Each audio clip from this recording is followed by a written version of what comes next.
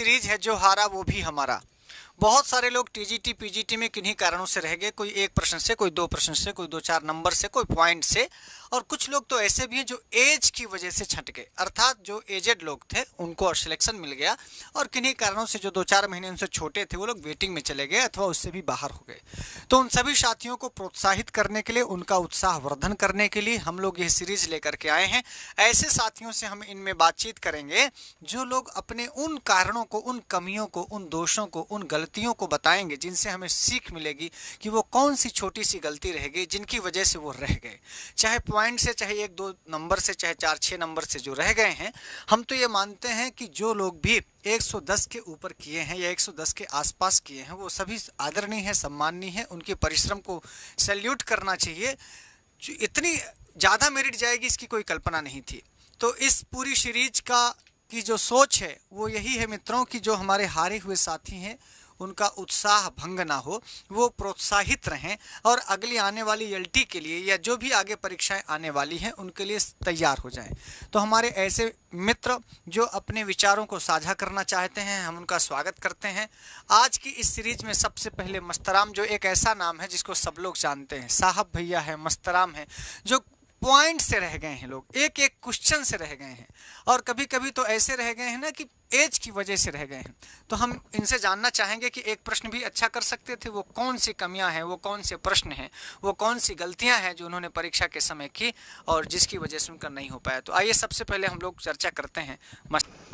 नमः संस्कृता मित्रों, संस्कृत गंगा से मैं मस्तराम, गुरु जी के सानिध्य में रहकर इस इलाहाबाद की धरती पे हमने बहुत कुछ सीखा है। और हमसे जितने भी लोग मिले हैं, मैं 2013 का पहला पेपर दिया था टीजीटी, तब यहाँ आया था और 15 में हमें गुरु जी का सानिध्य मिला, तब से मैं निरंतर लगा हूँ।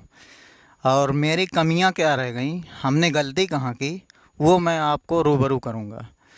जैसे हम पढ़ते या नोट्स बनाते, हम इसमें दो राय नहीं कि हमने कहीं कोई गलती की थी, या जिसने हमारा नोट्स देखा होगा उसको पता है कि हम जो पॉइंट आप बनाते थे उसको डिफ़ाइन कर देते थे क्या सही क्या गलत है। हमारा नोट्स जो पढ़ के लोग एलटी हो गए और हम यहीं रह गए। ये कमी नहीं कि हमने कम प्रयास किया, हमने किया, अच्छा करने का प्रयास किया।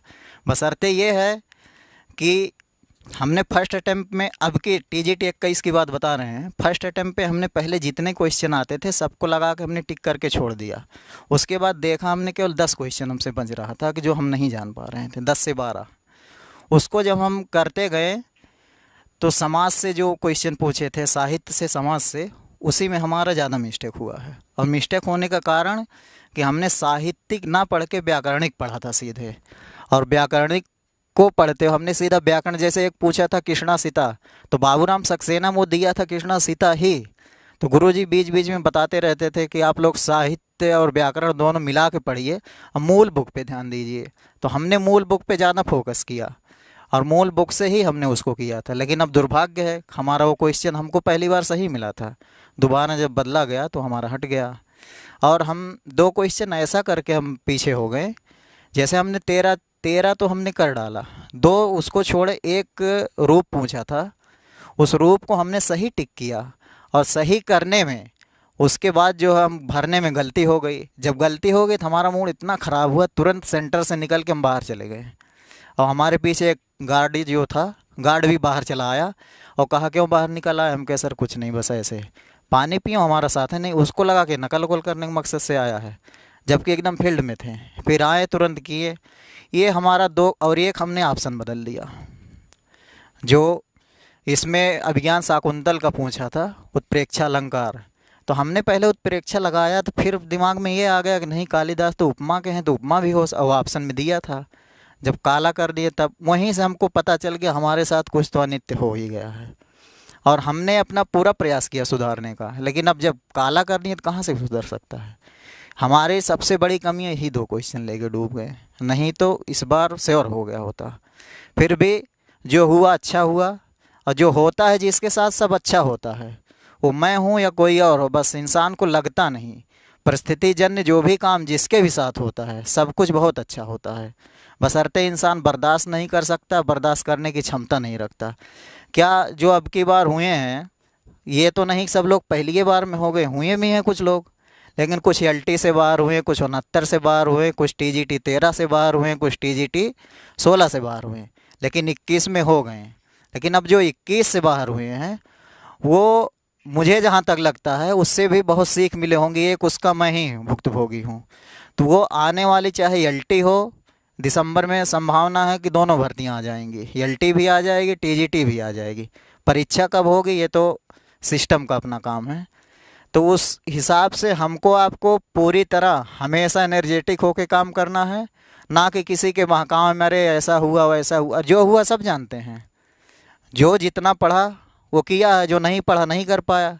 अब रोना रोने से मतलब ये है कि आप अपने अंदर सुधार ला के आगे की रणनीति बना के आगे हमको क्या करना है, किसने कैसे पढ़ा है। हाँ, बेहतर ये होगा रोने से कि जो लोग हो गए हैं, कैसे भी हो गए हैं, रात दिन पढ़ के, चाहे ऑफलाइन पढ़ के चाहे ऑनलाइन पढ़ के। बहुतों ने शिकायत किया फ़ोन करके, अरे गुरुजी कंपटीशन बढ़ा देते हैं, फ्री क्लास दे के ऐसा कर दिए, नहीं तो ऐसा कुछ ना होता। तो आपको तो भैया मिला था, हमको भी मिला, तो मना किए क्या गुरुजी आप ना पढ़े।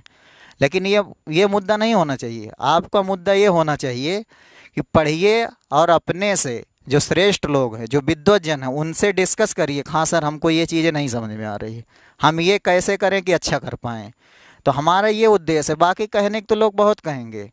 अब भाई हमारे सब्जेक्ट में संस्कृत को खास कर देखा जाए, वो चाहे एलटी हो चाहे टीजीटी 21 हो, मेरिट तो गई है, लेकिन उतने लोग हो गए हैं। और गुरुजी पहले भी दिन बोल रहे थे भाई इतने लोग सेवा कर रहे हैं संस्कृत की, तो मेरिट जाए ना जाए इसमें बहुत आपको नहीं पढ़ना चाहिए, आपको इसमें पढ़ना चाहिए हम क्या करें कि हमारा 2 क्वेश्चन और सही हो जाए। हम दोष किसी को नहीं दे सकते। अगर हम नहीं हुए हैं, इसका सारा का सारा उत्तरदायित्व मेरा अपना निजी है, हम किसी को नहीं कह सकते, चाहे वो मेरा कोई दोस्त हो, हित मित्र हो, मेरे गुरुजन हो। और मैं एक चीज़ और बता दूं सबको, मैं इलाहाबाद जब आया पहली बार तो मुझे एकदम नहीं पता था कहाँ संस्कृत गंगा है, कहाँ क्या है। एक धन्यवाद हमारे एक मित्र हैं प्रतापगढ़ के, राकेश चौधरी जी, जो 2013 में बैटिंग में हुए, 16 में जो है फाइनल सिलेक्शन में है वो, और 69 में भी थे। वो हमको बहुत बेचारे पढ़ाते थे, बहुत समझिए कि अपना काम हमको ज़्यादा पढ़ाते थे। हमारे रूम पे रात रात तक 2-2 बजे तक रहते थे, पढ़ा के तब जाते थे। वहाँ से फिर उन्होंने ही कहा कि आप गुरुजी से मिलिए एक बार संस्कृत गंगा में। तो मैं ऐसे बड़ी इच्छा हुई हमारी देखने की कि संस्कृत गंगा है कहाँ। मैं आया, कोई 1-2 लोगों से बोला तो वो लोग कहे नहीं। तो मैं पूछते पूछते पहले दिन आया था, तो उसके बाद धीरे धीरे आते गया। तो गुरुजी ने जब मेरा नाम सुना तो वहीं से इतना मतलब लगाव हो गया गुरुजी से, ना गुरुजी भूल सकते थे ना हम भूल सकते थे। फिर धीरे धीरे आते आते लोगों से ऐसा मेल जोल हो गया कि सब कुछ यहाँ से पता चलने लगा, क्या करना चाहिए, क्या पढ़ना चाहिए, कितना पढ़ के आप कर सकते हैं। गुरुजी बार बार प्रेरित करते थे कि मस्तराम इस बार मतलब तुम लोग जो हो यहाँ के, जितने खास करो जितने लोग जुड़े हो, तुम लोगों के ऊपर बहुत सबकी निगाहें हैं। तो हमको ये भी डर था कि हम लोग कुछ ऐसा नहीं करेंगे जिससे मतलब कोई उंगली उठाए। लोग कहते हैं कि अरे संस्कृत गंगा वाले तो हुए ही नहीं। क्यों नहीं हुए संस्कृत गंगा वाले? हुए हैं संस्कृत गंगा वाले। अब हमारी कमी है, हम नहीं हुए तो हमारी कमी है। और इसके अलावा लोग बहुत कहते थे कि आप पढ़ाई और लिखाई दोनों नित और नियमित होना चाहिए था। बशर्ते हम लोग क्या कि नहीं हम लोग तो पुराने हैं, इतना पढ़े हैं हो जाएगा, तो पुराने के चक्कर में पुराने ही हो गए हैं। जबकि ऐसा नहीं सोचना चाहिए किसी को। बहुतों ने उंगली उठाया करे, सर जी क्लास नहीं चलाए थे, 2 ही महीना पढ़े थे हम। के आपके पास तो था सब, आपको ऑनलाइन ऑफलाइन दे दिया। हमारे पास बहुत फ़ोन आया इस टाइप का। हमारे असफल होने में मोबाइल का मान के चलिए कि 50% योगदान है असफल होने में। लेकिन परीक्षा के 2 महीने पहले जब डेट आई, हमें बहुत पहले पता चल गया था। डेट आई तो हमें पहले पता चला, तो उसके बाद से हमने मोबाइल से दूरी बना लिया था। मोबाइल बंदे रहती थी अक्सर। अच्छा हाँ, मोबाइल से बात उतनी होती थी जितनी बहुत ज़रूरी है। जैसे शाम को खोले, किसी का फ़ोन आया ज़रूरी है, बात कर लो, नहीं तो फिर बंद करो। उसके बाद पढ़ो अपना 2-2 3-3 बजे रात तक पढ़ना, उसके बाद सोना, फिर सुबह उठ के पढ़ना। ये 2 महीने के रूटीन में था ऐसा। हाँ, वो लोग पास हुए हैं, बातचीत होती है, ऐसा नहीं है। कभी हुई थी, रिजल्ट आया था तो बात हुई थी। लेकिन उसके बाद से जो सफल है उसी को लोग, मैंने ये अब की बार तो बहुत अच्छे से चीज़ सीख लिया है। बहुत लगे सगे थे, बहुत बातचीत करते थे।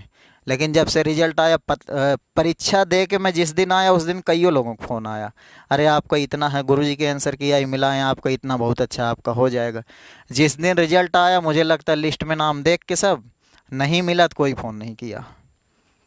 एक एक ही दो लोग फ़ोन किए थे कि चलो ठीक है कोई बात नहीं, नहीं हुई, आगे तैयारी करिए, आगे भी अभी विकल्प है। और पता है विकल्प है, वो इसमें जो कमियां हुई हैं इसको हम और अच्छे ढंग से प्रेजेंट करें, और ये किसी के काम में न पड़े, अरे वहाँ सेटिंग हो रही, यहाँ ये हो रहा है, ये सब बिना मतलब की बातें हैं। ये गुरुजी ऑनलाइन पढ़ा रहे थे तो बोलते थे, बहुत लोग शिकायत करते थे, अरे सेटिंग हो रही, पेपर आउट हो, नकल, अरे यार हो जाएगा तो उसको हम क्या कर लेंगे, अगर हो भी जाएगा तो हमारी पहुंच नहीं है, हमारे हाथ में पढ़ाई है, पढ़ के हम ले सकते हैं। बाकी फालतू चीज़ों में सोच के अपना भी दिमाग ख़राब करो, जिससे कहो उसका भी दिमाग ख़राब, ये उचित एकदम नहीं उचित है। और ख़ासकर इन सब चीज़ों से चाहे जो भी प्रतियोगी भाई बहन ये वीडियो देख रहा है या देखेगा, वो इस चीज़ को बहुत अपने मन में बैठा ले, किसी के इन सब फालतू की बातों में एकदम ना पड़े। बस आप एक उद्देश्य बना लीजिए, पढ़ना है तो पढ़ना है, पढ़ के ही संभव, बाकी इन सब चीज़ें निगेटिव भाव पैदा करती हैं और उससे केवल आपका मनोबल टूटेगा, उससे आप कुछ हासिल कर नहीं पाएंगे, और उसके बाद रिजल्ट आएगा सिवाय पछताने के कुछ मिलेगा नहीं। ऐसा बहुत सुनने में आता है उस समय। और बस अंत में मैं यही कहूँगा कि अगर मैं असफल हुआ हूँ 2021 में या इससे पहले, तो उसका पूरा का पूरा उत्तरदायित्व मेरा खुद का है कि मैं जो होना चाहिए था उस ढंग से मैं कर नहीं पाया, और थोड़ा सा अगर 2 क्वेश्चन मैंने बदला ना होता तो शायद मैं होता मेरिट में। इसी के साथ अपनी वाणी को विराम देता हूँ। धन्यवाद। नमः संस्कृत।